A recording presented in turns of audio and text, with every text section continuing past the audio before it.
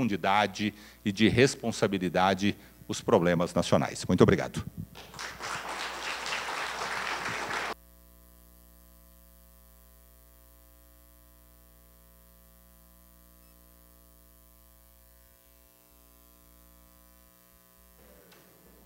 Também agradeço ao Adacir.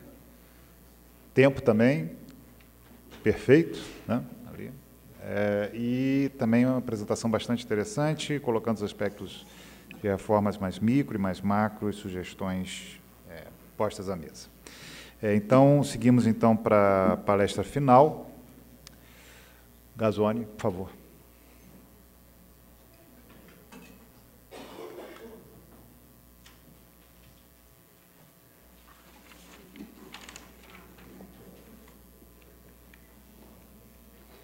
Muito bom dia a todas as senhoras e senhores, prazer estar aqui.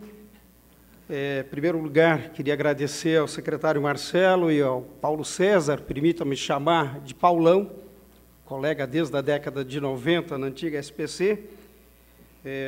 Saudar aqui o Christian em nome da Previc, todos os demais colegas da Previc. Os meus colegas aqui de painel, o professor Luiz Eduardo Afonso, que tive o prazer de conhecê-lo pessoalmente, já conheci a sua obra. O particular amigo Adacir Reis, e invertendo o que ele disse aqui, na verdade, eu sou seu grande admirador, Adacir, você sabe disso. Enfim, o desafio de quem fala depois, Adacir, sempre com esses expoentes que me antecedem, o primeiro é tentar manter o target. Mas vocês facilitaram muito a minha conversa. Não sei se nós bebemos da mesma água e estamos contaminados por ela. E vocês sabem que nós três não conversamos sobre o que nós iríamos falar aqui, pelo menos essa sinceridade nós podemos testemunhar. Mas ou nós estamos os três muito errados, ou estamos apontando caminhos muito semelhantes.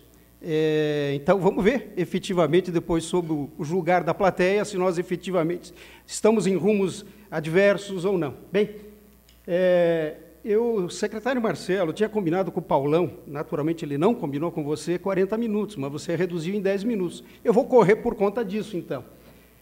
Mas eu fui muito beneficiado com esse cenário atual e um pouco da experiência internacional. Eu vou passar mais rápido em benefício da última parte, que é a nossa proposta. Muito bem, quando estamos falando de cenário atual, e aqui, primeiro, da Previdência Complementar Fechada, se olhássemos só esse primeiro gráfico, nós estaríamos muito bem, obrigado, ou seja, 77% de participantes, 23% assistidos, pagando algo como 38 bilhões de benefícios anuais. Mas quando a gente avança um pouquinho nessa informação, a gente vê que da PIA, aí nós somos menos de 2% os participantes, ou seja, o grande caminho que teríamos para crescer, ou olhando a inverso, o pouco que crescemos ao longo disso. Como já disse aqui, já disseram anteriormente, nós estamos efetivamente em termos de previdência complementar, quando olhamos o PIB, apesar do número expressivo de 850 bilhões de reais acumulados ao final de 2017, nós estamos falando que nós estamos estagnados em torno de 13% do PIB ao longo dos anos. Nessa mesma linha de diagnósticos iniciais, e temos que começar a enfrentar, doutora Adacir, desde o início uma conversa de aberta e fechada, então vamos logo para o combate, desde o início, né?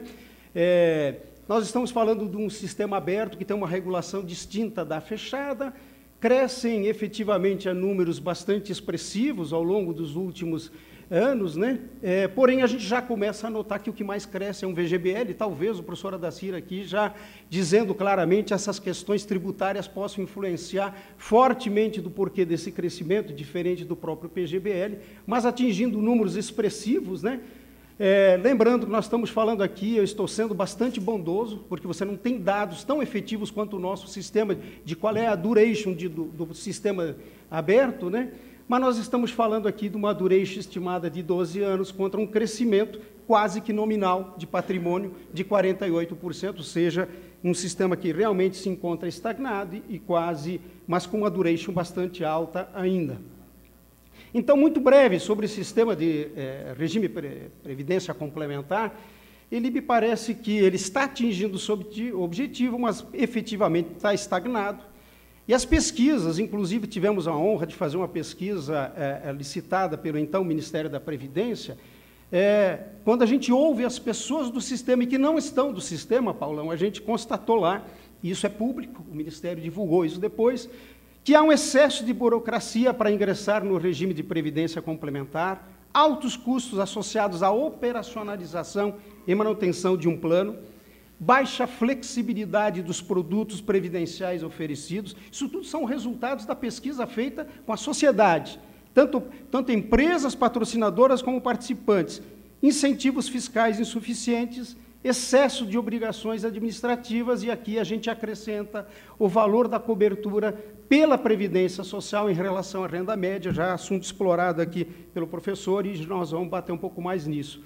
Um olhar rápido sobre o regime de Previdência Social, os números não mentem, mas aí está, os benefícios atingindo 8,4% do PIB, numa linha crescente, e a arrecadação, uma linha estagnada de 5,7% do PIB, o que naturalmente faz com que o déficit previdenciário faça essa curva inclinada para cima e assustadoramente para cima, de já atingir 3% do PIB ao final de 2017, um déficit de 182 bilhões de reais, colocando o nosso país aqui num quadrante nada elogiável, quando nós olhamos o Brasil em relação a alguns países, um país que é o caso único de ficar, um país jovem com altos gastos previdenciários, uma população razoavelmente pequena, mas gastos comparáveis aí com uma Dinamarca, que desde já eu digo que vai ser meu benchmark durante a apresentação.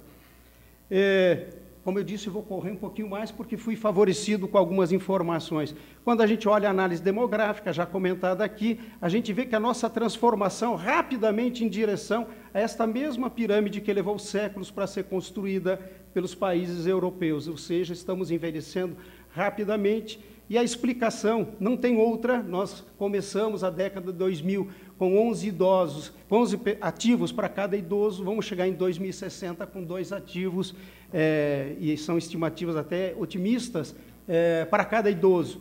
E também, assunto já enfrentado aqui, uma taxa bruta de natalidade, bem dito aqui pelo Adacir, assunto muito bem enfrentado pelo Marcelo no livro, que tivemos oportunidade de compartilhar alguns capítulos, né? Caindo assustadoramente, em contrapartida, a esperança de vida ao nascer, que não considera, a meu ver, ainda todos os incrementos que nós falamos aqui de tecnologia, chegando aí assustadoramente e rapidamente a patamares altíssimos.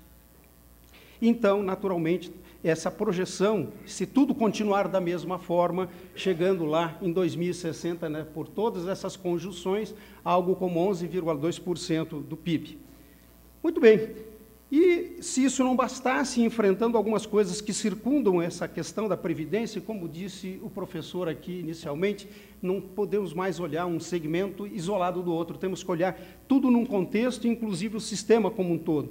Então, nós estamos falando aí que viemos de uma primeira revolução industrial, que se segue a uma segunda, já pelos incrementos da energia elétrica, mudando assustadamente a forma de fazer as coisas. Experimentamos uma revolução industrial aí, no meados do século XX, e estamos vivendo a verdadeira revolução industrial agora, essa que efetivamente não temos ainda ideia de todos os contornos e de todos os impactos que elas trazem com a convergência de tecnologias digitais, físicas e biológicas. A gente tem tido a oportunidade de conversar muito isso e nos vários encontros regionais que tivemos no mês de abril, ou seja, realmente assustador, até para dizer uma expressão do meu ponto de vista, as transformações que essa revolução industrial está causando. Também falamos aqui nas mudanças da reforma no mercado de trabalho. Tivemos aqui, estamos vivendo, e como disse o Luiz, nós não temos certeza ainda de todos os impactos, mas nós estamos vivendo já os regimes de home office, as jornadas de trabalhos mais flexíveis e, com certeza, a possibilidade das empresas de contratação de autônomos. A Mercer fez essa pesquisa com 44 países em todo o mundo, envolvendo uma série de pessoas. Esse todo o material depois eu deixo com vocês. Mas o importante é que, ouvindo empresas e empregados, 80% dos executivos consideram o trabalho flexível como uma parte essencial da proposta de valor de suas empresas para a captação e retenção de talento. E, ao inverso, 78% dos empregados, dos funcionários, considerariam a hipótese de trabalharem como freelancer. Veja as transformações que estão em curso e que a gente também vai experimentar ou já está experimentando. A Previdência, então, ela tende a se tornar digital em todas as suas dimensões. Também aqui conversamos isso, os dois palestrantes que me antecederam conversaram um pouco sobre isso. Nós estamos falando do mundo das fintechs e das insurtechs, doutora Dacir, que não irão, mas já estão competindo conosco.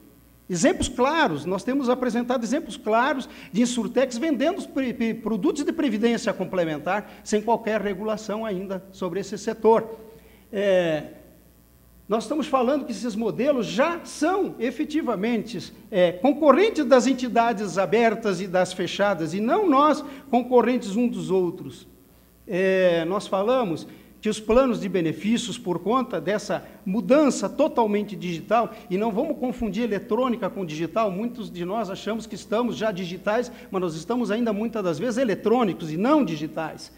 Os planos de benefícios deverão ser adequados a um novo perfil populacional, esse das transformações que a gente tem falado aqui, e dessas novas relações trabalhistas.